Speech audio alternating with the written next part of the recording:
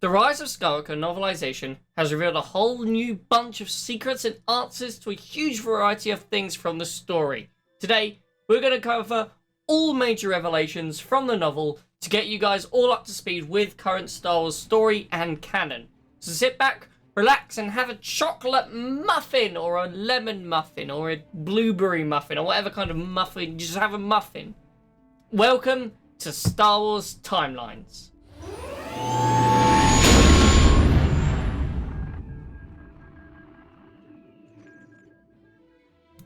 So first off, the biggest reveal.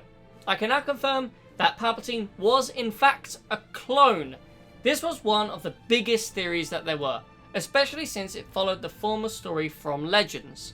So his body was in fact destroyed in the Death Star explosion, but his spirit transferred into a clone.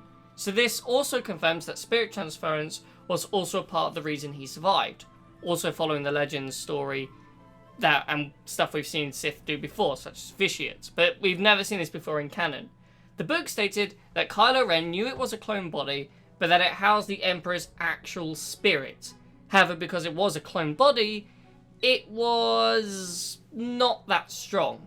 So it really wasn't strong enough to handle the power of the dark side, so Palpatine needed a ritual to transfer his essence from the clone body to a new body, be it Kylo Ren's body or Rey's. This might also explain why the clone body was so deformed and why it wasn't young and healthy as we saw in The Phantom Menace and Attack of the Clones and part of the Revenge of the Sith. This being the clone body was deformed because of the immense power of the dark side and couldn't hold itself together. So basically, Clone Wars 2.0. The next reveal is that Palpatine's son, Rey's father, was actually a failed clone. When the Sith Eternal realised that Palpatine's clone body wasn't suitable, they worked on a new body. One attempt was a useless, powerless failure.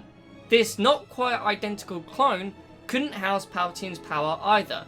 This is when he left and eventually had a daughter. So this confirms Rey does not have a grandmother at all. Hopefully soon though, we can see some more material on Rey's father and who Rey's mother was as well. That would be an interesting thing, because even though now this explains Rey's father, we still have no clue about Rey's mother. Now, how he left Palpatine and had Rey, we also want to discover soon as well.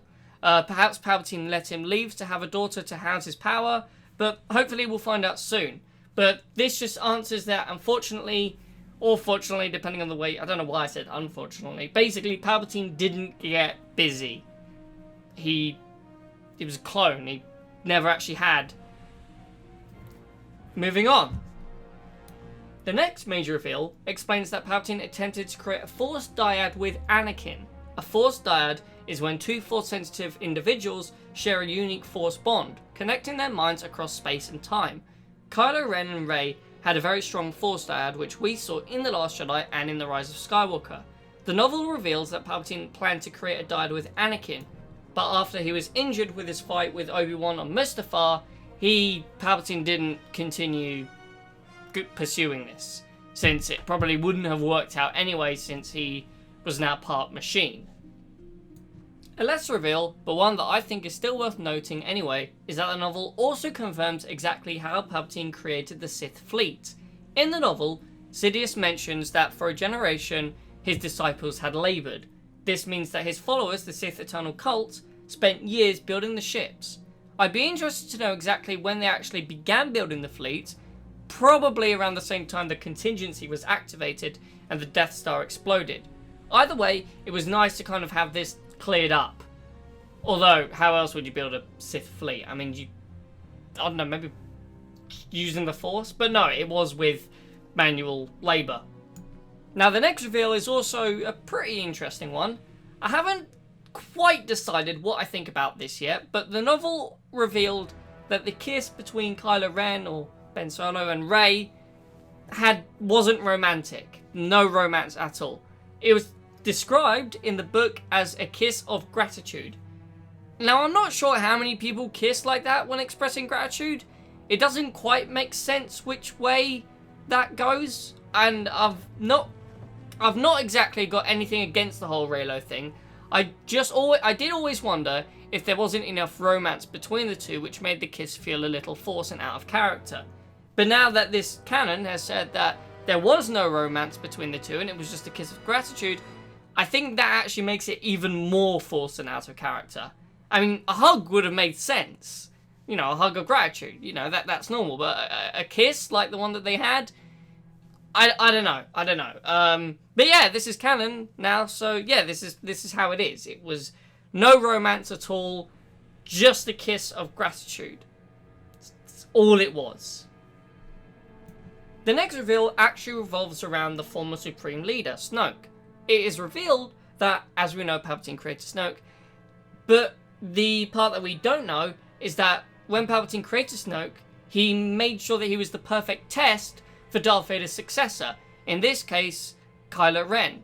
Now, this does make a decent amount of sense, since the Rise of Kylo Ren comic reveals a bit of history between Ren and Snoke. Palpatine wanted to make sure Kylo Ren was a worthy successor to Darth Vader, and Ren killing Snoke was the perfect test to see if he was powerful enough. Once Snoke was killed, Palpatine felt it in the Force, and then chose that as the time to transmit the message to the galaxy, as he knew then that it was time to strike. It also turns out that Allegiant General Pride was also secretly working directly under Palpatine since pretty much the contingency, directly reporting everything to Palpatine's hands, or back to Exegol, and then Palpatine after his rebirth.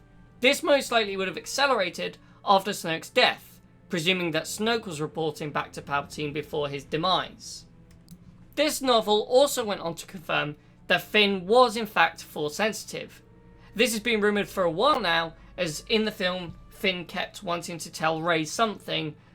We didn't know what that is at the time, but it appears now that it was to tell Rey that he was Force sensitive. This is presumed from the book, where it states that Finn felt Rey through the Force. This now begs the question, who was Finn's parents? To be honest, I think we'll put any more parent theories on hold for a little bit. I mean, they've been coming in faster than explanations for this movie. Now, the last reveal that I'll be sharing today is Ben Solo's final words to Rey. I will always be with you. This isn't a massive reveal, but it's just a nice little point to end on. So from huge reveals, such as how Palpatine survived, to the smallest reveals, such as how the Sith Fleet was built, this novel seems to answer a lot of questions. Now, I'm going to be honest here. I would have liked to see these answers come from a more fleshed out story. I mean, it's nice to know how Palpatine survived, and even the fact that Finn was Force sensitive, but I feel like these answers deserved more attention, rather than revealing them in one line, you know, like they've done.